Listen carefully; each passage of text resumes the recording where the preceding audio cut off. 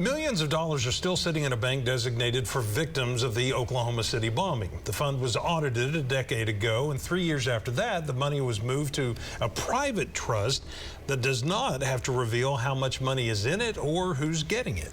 Many victims say getting access to that money is still difficult.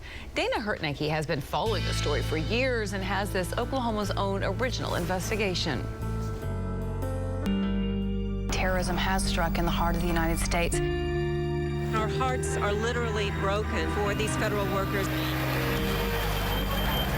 Patients with compound fractures, head injuries, chest injuries. Tell me your name. 27 years ago, as these images flashed across television screens, hearts broke across the world and millions of dollars poured in.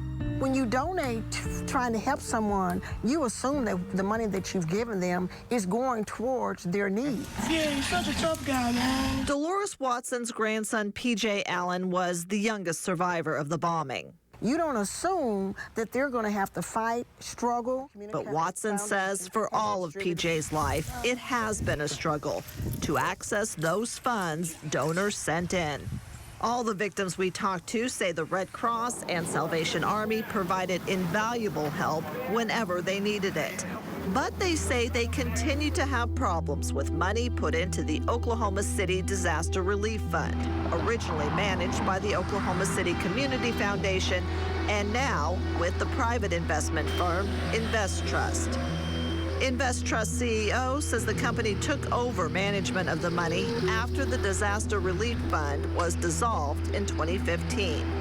We tried to interview someone from OCCF about this decision, but instead they provided us with this document explaining in part the plan was designed to deal with the long-term needs in an efficient and effective way. According to OCCF, there are 5 individual special needs trusts for children who suffered long-term effects from the bombing. The rest of the money is in what is called a pot trust, where other bombing victims may be eligible for assistance. The Oklahoma City Community Foundation pays a full-time social worker. According to an OCCF spokesperson, once she sees a need, she then goes to Invest Trust, who manages the money.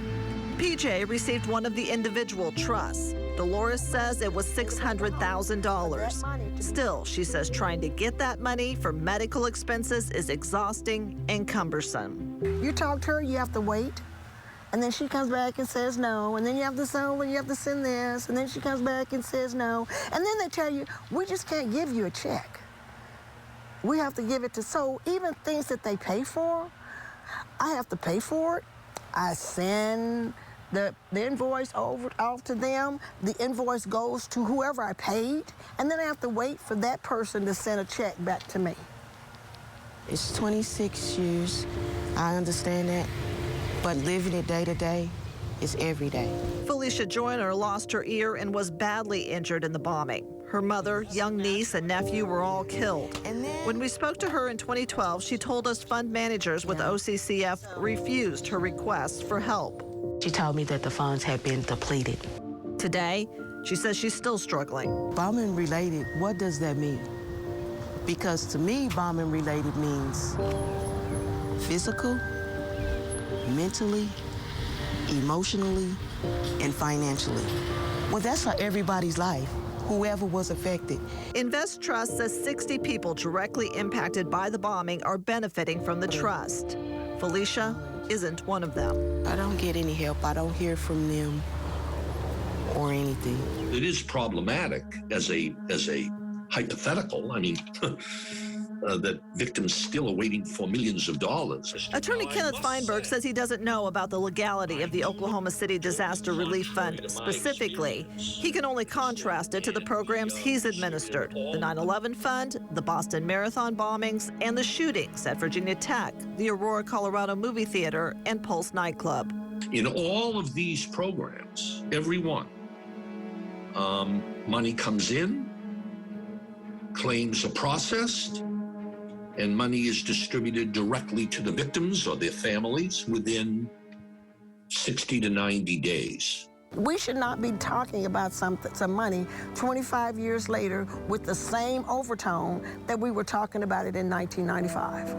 Dolores, Felicia, and other victims we talked to off camera maintain that's what they want, to see money divided up and distributed for them to decide for themselves how to use it. I just can't imagine that someone wrote a check and said, now, I want you to monitor this money very, very closely and make sure that these people don't get what they're asking for. I want you